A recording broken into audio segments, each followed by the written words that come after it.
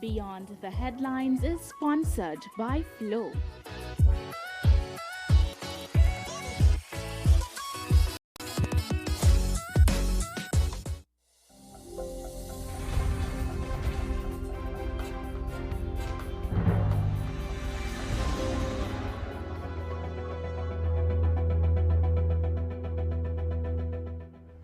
Thanks for staying with us. We are racing to the finish line this morning on the program Good Morning St. Lucia. My next guest is already on the Flow video platform.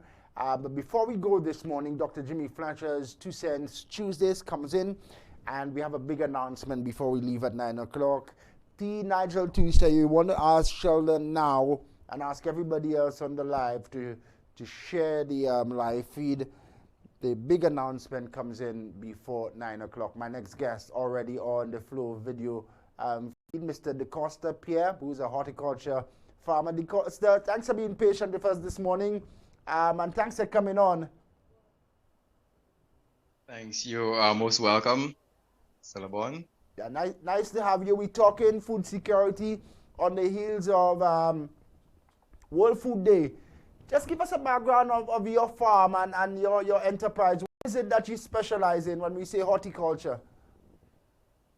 Well, generally with horticulture, it captures vegetable crop production, tree crops, livestock, and other enterprises get towards improving on food security.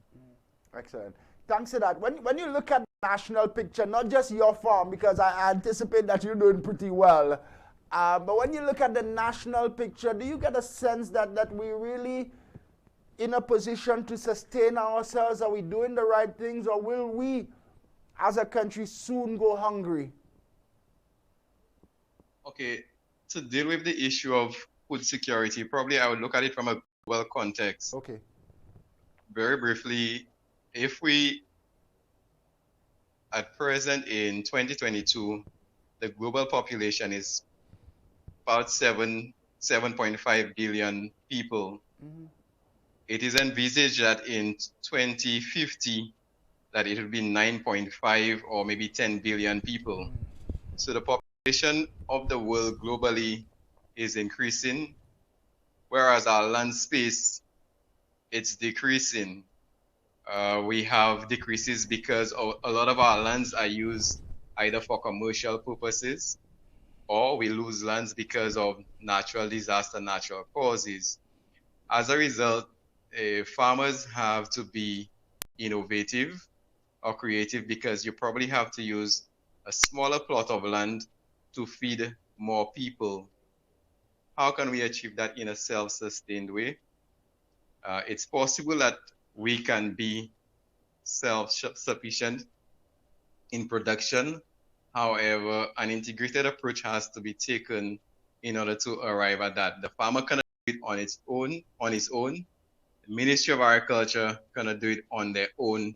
It has to take farmer, Ministry of Agriculture, and other stakeholders to come together in order to address that issue of food security. When you say an integrated approach, Dacosta, what are you talking about? Where are you leaning? Okay, in essence that farmers basically are left on their own. So the farmer, in most cases, is his own scientist. The farmer has to, we talk about food security. However, there is very little research done to, for example, to improve new varieties. For example, if you look at seeds, some of the varieties that farmers are planting, they have been planting these same varieties for maybe 20, 25 years, and you have issues with pests and diseases, resistance, and so on. There is very little research and development to seek for improving those varieties or making new varieties available for the farmers. Yeah. So you have the farmer being his own scientist, the farmer is his own marketer, the farmer has to get the sales, and we still expect the farmer to be the farmer. Do you get a sense that, Sure. that agriculture and farming is given the level of priority that it should be given? No, it's not.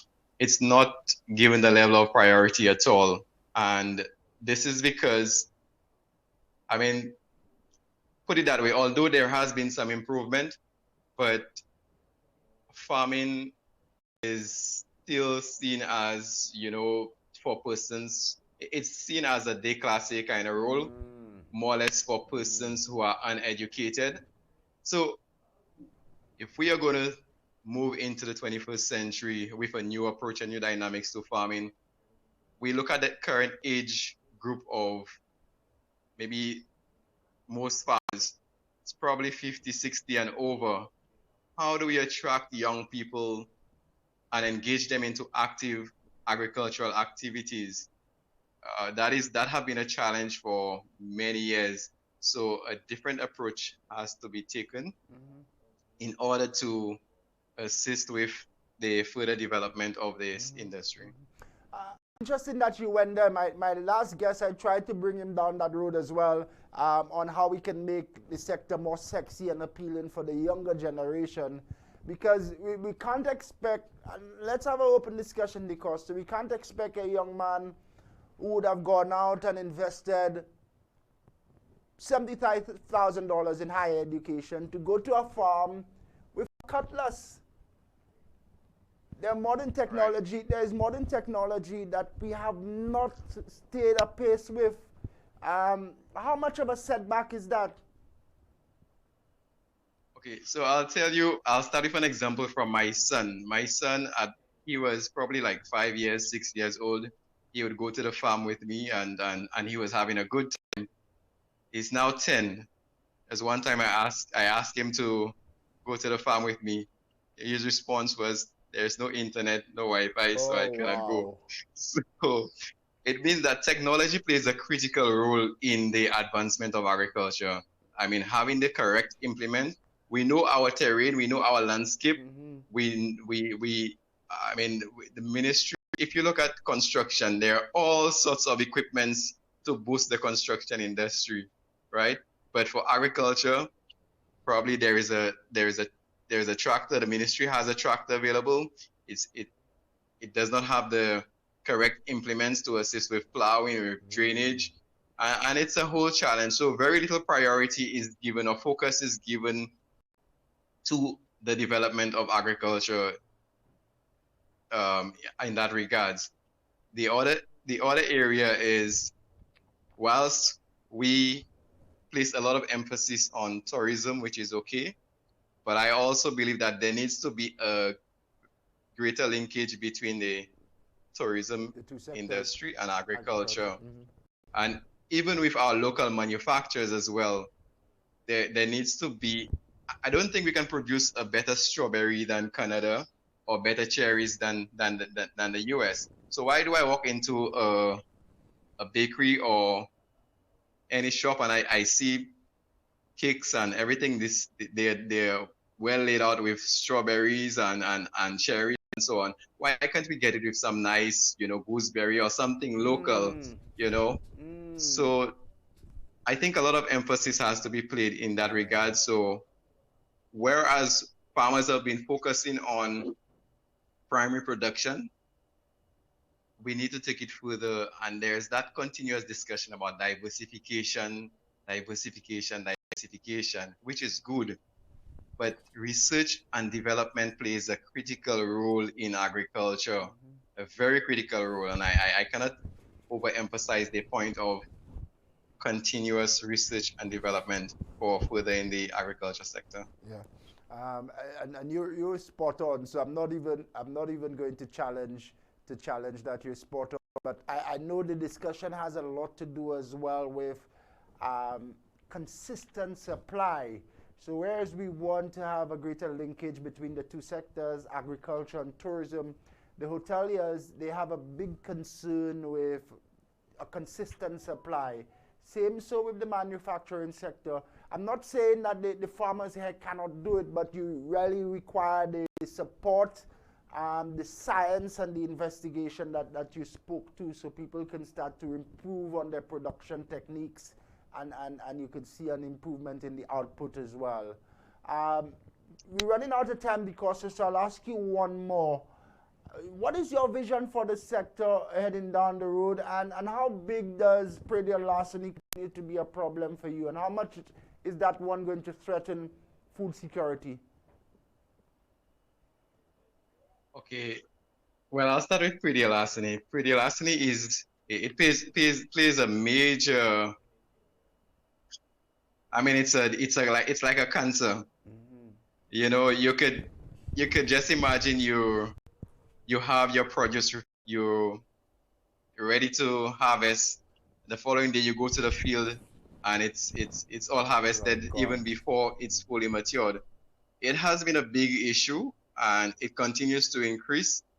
And in some cases, I would say it's survival of the fittest. So if you're able to outperform the thieves, then probably will survive. If not, you probably will succumb. But predial larceny, I think stiffer penalties need to be put in place to deal with the person who is purchasing and also the persons who are involved in the actual act. Because with regards, because go ahead. The larcenists, they don't cook the produce, you know. That is true.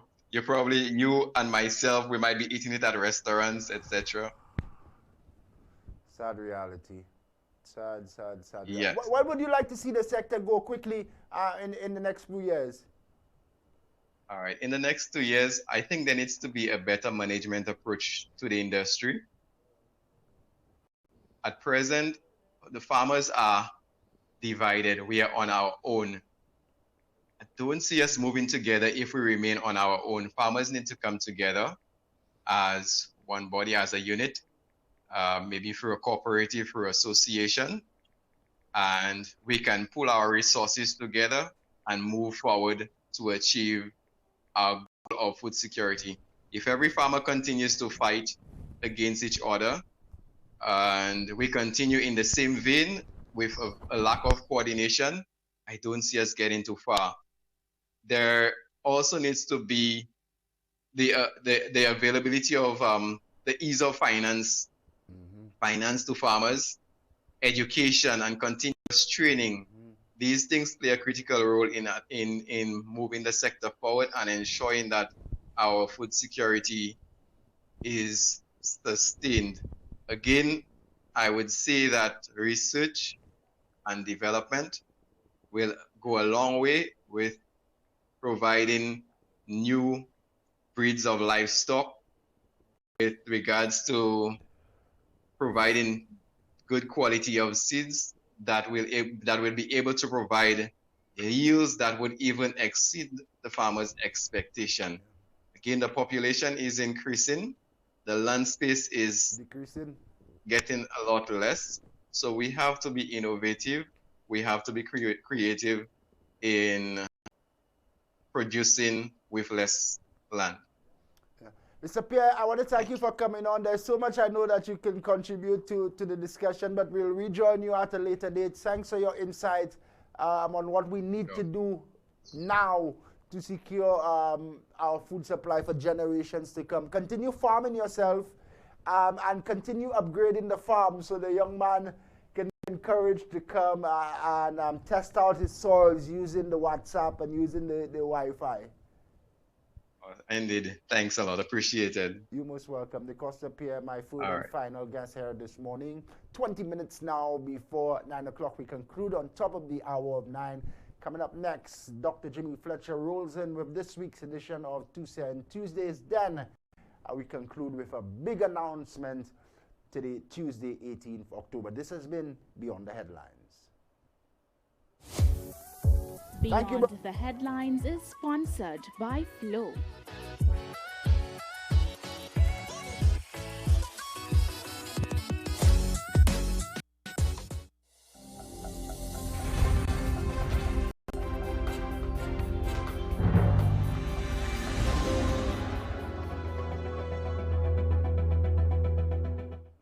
Coming up next, former government minister Dr. Jimmy Fletcher on this week's edition of 2 Cent Tuesdays.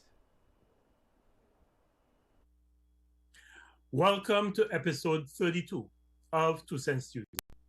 Recently, I've had reason to interact closely with the health sector in St. Lucia, much more closely than I would have liked. These encounters have reminded me of how complex and costly